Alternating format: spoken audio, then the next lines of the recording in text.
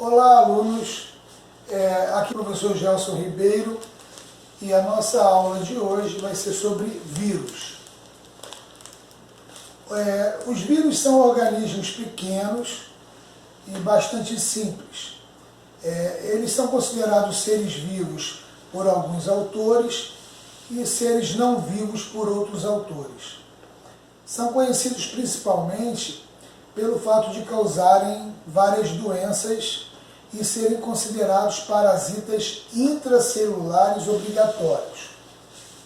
A estrutura dos vírus é uma estrutura acelular, ou seja, não possui célula. Essa estrutura é formada basicamente por proteínas e ácido nucleico. A proteína, ela forma um envoltório no vírus que se chama capsídeo. Esse capsídeo é formado por vários capsômeros, que pode ser usado como forma de classificação dos vírus, os tipos de capsômeros que cada vírus possui. A função principal do capsídeo é proteger o material genético, a parte mais importante que está dentro do capsídeo, e normalmente o vírus é um vírus ou de DNA ou de RNA. Apesar de nós termos também vírus que possuem os dois tipos de material genético, como é o caso do citomegalovírus. Alguns vírus, eles possuem ainda, além dessas duas estruturas, um envelope. São chamados de vírus envelopados. Esse envelope, ele é externo ao capsídeo e é formado por lipídios, proteínas e alguns carboidratos. Essa estrutura, esse envelope, ele deriva do sistema de membranas da célula parasitada. Ou seja, ele é adquirido no momento em que o vírus é eliminado pelo processo de brotamento. O vírus está dentro da célula e quando ele brota para o meio exterior, ele acaba carregando consigo parte dessa membrana celular que forma um envelope, ok? Por isso recebe então o nome de vírus envelopados.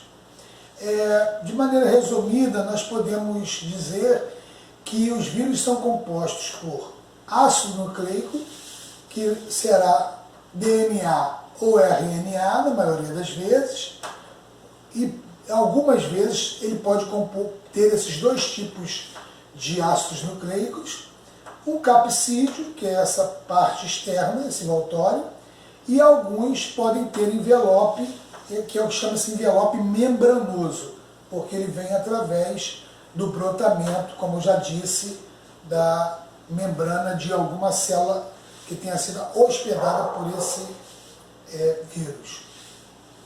A grande questão dos vírus ser ou não um ser vivo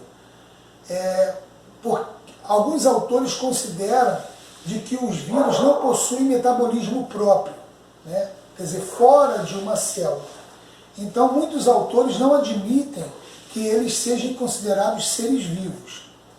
De outro lado, outros autores consideram eles seres vivos, alegando que, por se duplicarem e apresentarem variabilidade genética, isso confere a eles o título de um ser vivo. Tem outro ponto que contribui para essa classificação do vírus como ser vivo, é a presença de moléculas como proteínas, lipídios e carboidratos, que são moléculas orgânicas. Okay? Com relação à reprodução dos vírus, nós sabemos que eles podem se reproduzir apenas em células hospedeiras, uma vez que não possuem enzimas e as estruturas necessárias para a produção de proteínas. Existem basicamente dois tipos de reprodução viral, o ciclo lítico e o ciclo lisogênico. No ciclo lítico, o vírus ele invade a bactéria, que geralmente é um bacteriófago, vírus parasita de bactéria, aonde as funções normais da bactéria elas são interrompidas na presença de ácido nucleico do vírus, que pode ser DNA ou RNA. Ao mesmo tempo em que é replicado, a célula, né, continua realizando suas funções. Os capsídeos se organizam e envolvem as moléculas de ácido nucleico. Aí são produzidos então os novos vírus dentro daquela célula. O número de vírus vai crescer de uma maneira tal que vai provocar uma lise celular. O que é lise? É o rompimento da célula. Quando essa célula se rompe, os bacteriófagos são liberados para o meio externo. Bacteriófagos são os vírus que infectaram, né? Aqueles vírus vão se reproduzindo, se duplicando, se replicando dentro da célula, até ela inflar e estourar, ou haver uma lise. E esses vírus são lançados no meio externo. Cada vírus desse vai procurar uma outra célula para iniciar novamente o processo. Ok? Esse é o ciclo lítico. Vamos falar agora do ciclo lisogênico. Veja que no ciclo lisogênico o comportamento viral é completamente diferente. O vírus ele vai invadir a bactéria ou a célula, né? Tanto faz, aonde o DNA viral ele vai se incorporar ao DNA da célula infectada. O que quer dizer isso? O DNA viral vai se tornar parte do DNA da célula. Uma vez infectada, a célula continua suas operações funcionais, como reprodução, ciclo celular, ela vai continuar fazendo isso. Durante esse processo de divisão celular, o material genético da célula, juntamente com o material genético do vírus, que foi incorporado, sofre duplicação e em seguida são divididos equitativamente entre as células filhas. Assim, uma vez infectada, uma célula começará a transmitir o vírus sempre que passar por mitose a todas as células que vierem a ser produzidas através do processo de mitose. Vamos melhorar um pouquinho isso para vocês entenderem. O material do vírus genético, ele é agregado ao material genético da bactéria. Quando a bactéria se reproduz por processo mitótico, ela reproduz também o DNA viral. Então, cada célula filha vai carregar também o DNA do vírus. E, diferentemente, né, do ciclo lítico, onde os vírus são produzidos dentro da célula e ocorre a lise que libera os vírus para o meio externo. Então, no ciclo lisogênico, a célula ela não é destruída. O vírus utiliza a célula para que ela, no seu processo mitótico, reproduza também o material genético viral. Ok? Existem muitas doenças causadas por vírus. As doenças causadas por vírus que usam o processo lisogênico, elas têm uma tendência a ser doenças incuráveis. Embora isso não seja uma regra, gente. Mas elas tendem a ser doenças incuráveis ou difíceis de se obter cura. Como, por exemplo, a AIDS, como, por exemplo, a herpes. São vírus, né, que passam por processo lisogênico e não lítico. As viroses. Vamos falar um pouco sobre algumas viroses na espécie humana. Ao parasitar uma célula humana, os vírus podem desencadear diversas doenças, como nós sabemos, as quais são genericamente chamadas de viroses. Essas viroses, elas podem ser tanto fáceis de serem tratadas, como é o caso do resfriado, que todo mundo conhece, né?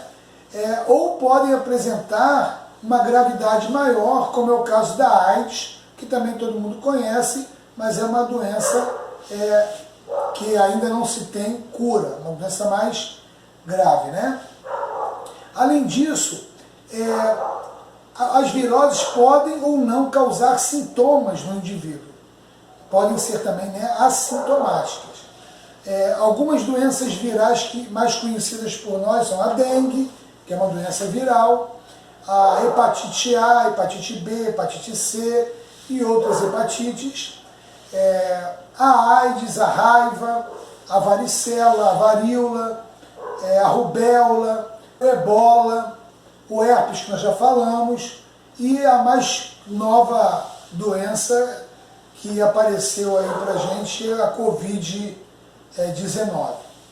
Vale a pena destacar que cada doença apresenta sintoma e tratamentos diferenciados, ok? Hoje nós falamos muito de coronavírus e nos noticiários, nas redes sociais, se fala muito sobre coronavírus porque é a pandemia que o mundo está passando nesse momento. O coronavírus, ele é um vírus de RNA e que causa infecções respiratórias.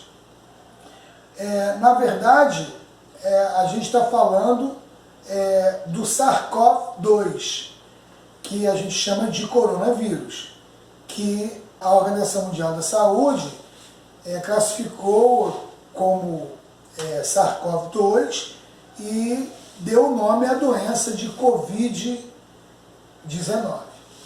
Ok? Os sintomas mais comuns na Covid-19 são resfriado, febre, coriza, tosse e dor de garganta. São sintomas bem parecidos com os sintomas do resfriado. Eventualmente, esse vírus pode causar pneumonia, porque ele acaba se alojando na região da garganta, ele migra para o sistema respiratório pulmonar, e lá existe uma batalha entre o sistema imunológico e os vírus. Acaba havendo vírus mortos, células mortas, uma quantidade de líquido migra para essa região, o que favorece as infecções bacterianas.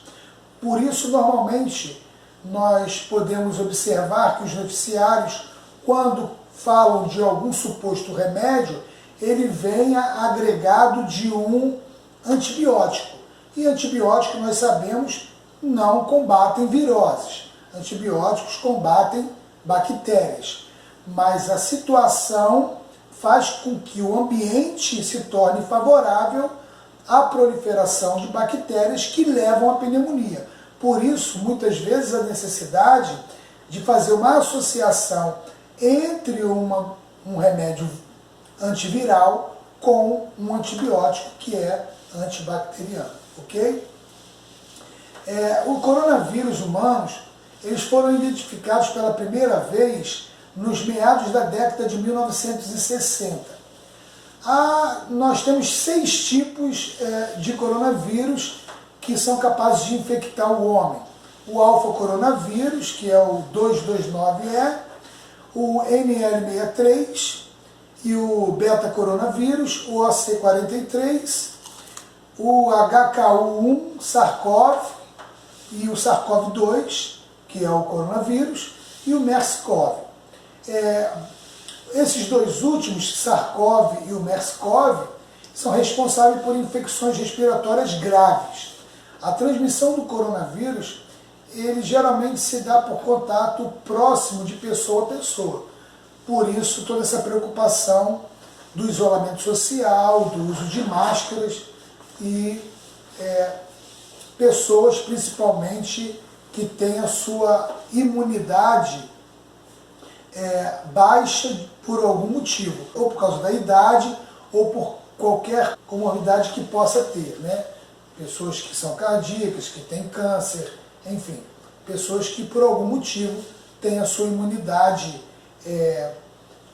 abalada ou diminuída, eles estão mais suscetíveis a contrair o vírus.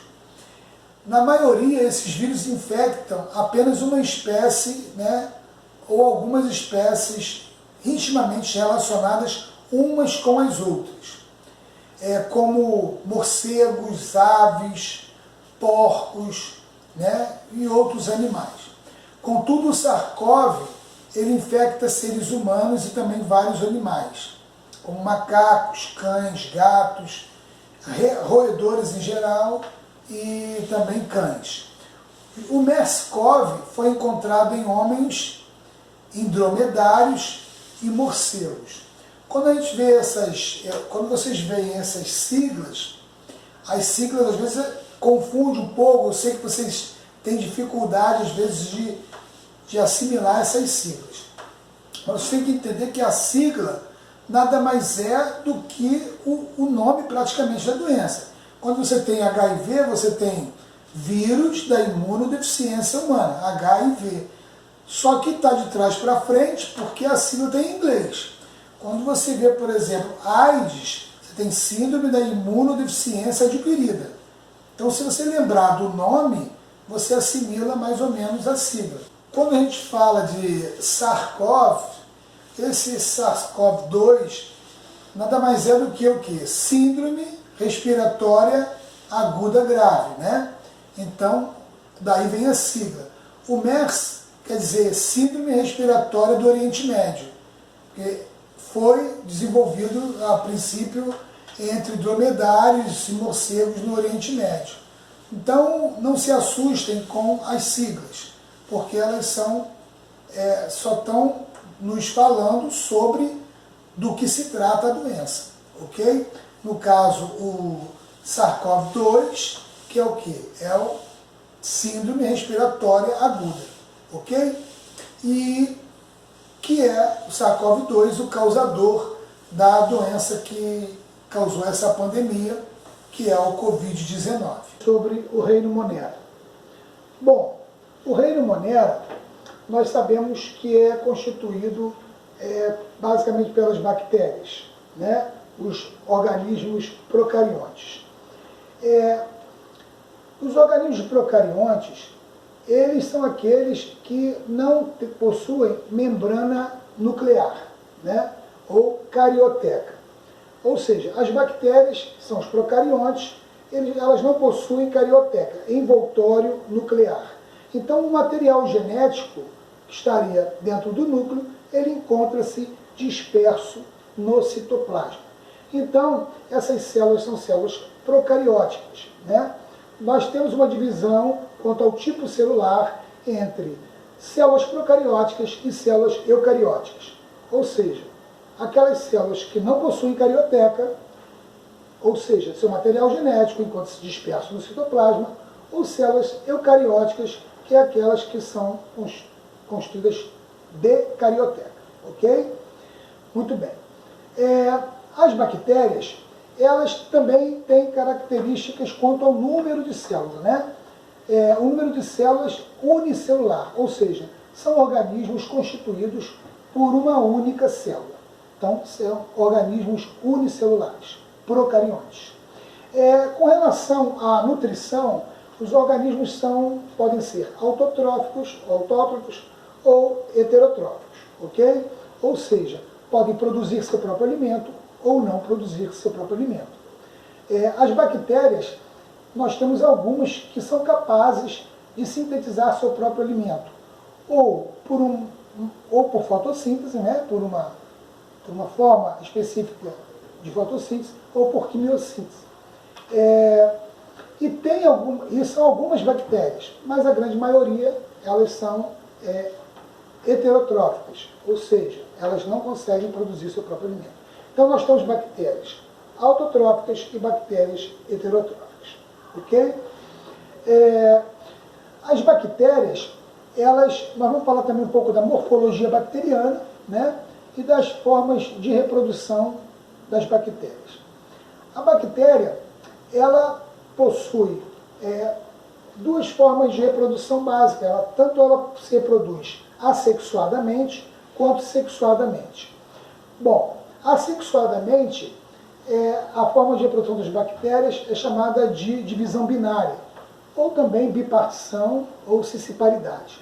A divisão binária consiste em uma bactéria, né, que se divide e formam mais duas bactérias, duas que formam cada uma mais duas, e cada uma dessas mais duas, ou seja, uma divisão binária, aonde uma bactéria acaba sendo cópia da outra, ou seja, nós não temos aí a variabilidade genética. A outra forma de reprodução da bactéria é a reprodução sexuada. Sim, a bactéria também faz reprodução sexuada, chamada de conjugação bacteriana. principalmente a conjugação bacteriana, uma das formas de reprodução da bactéria. Essa conjugação bacteriana, ela se dá com a troca de material genético. Lógico que nós não temos bactérias macho e bactéria fêmea, a princípio. Mas existem fímbrias sexuais, né, que são projeções que as bactérias têm a partir da sua membrana, e que essas fímbrias se tocam e trocam material genético. Aquela bactéria que recebe o material genético, ela é chamada de bactéria fêmea. E aquela que doa, nós chamamos de bactéria macho. Assim, né? Apenas para identificação, a título de identificação da que doou e da que recebeu material. Ah, mas pode uma bactéria doar material genético para outra e vice-versa? Não, porque esse fenômeno ele ocorre unidirecionalmente. Então, aquela bactéria que receber material genético vai ser chamada de fêmea e vai dar origem a uma nova bactéria diferente das duas, ou seja, com variabilidade genética. Isso, obviamente, confere uma maior resistência a esse tipo bacteriano, né, por ter maior variabilidade genética. Ok? É importante falarmos também da morfologia bacteriana. As bactérias, elas têm forma, morfo quer dizer forma, né? A morfologia da bactéria, ela difere. Ela pode ser arredondada, que a gente chama de bactéria em forma de cocos. Ela pode ser em forma de espiral, em forma de saca-rolha, né? Nós chamamos de espirilo ou espiroqueta. Nós temos bactérias em forma de uma vírgula, que nós costumamos chamar de vibrião, né? Nós temos bactérias que se organizam em forma de cadeia, quer dizer, cocos em forma de cadeia, quer dizer, várias formas, bactérias de forma esférica, alinhadas, que nós chamamos de streptococcus, ou formando cachos, parecido com cachos de uva. Essa nós chamamos de estafilococcus. Ok? Nós temos também as bactérias em formas de bastão.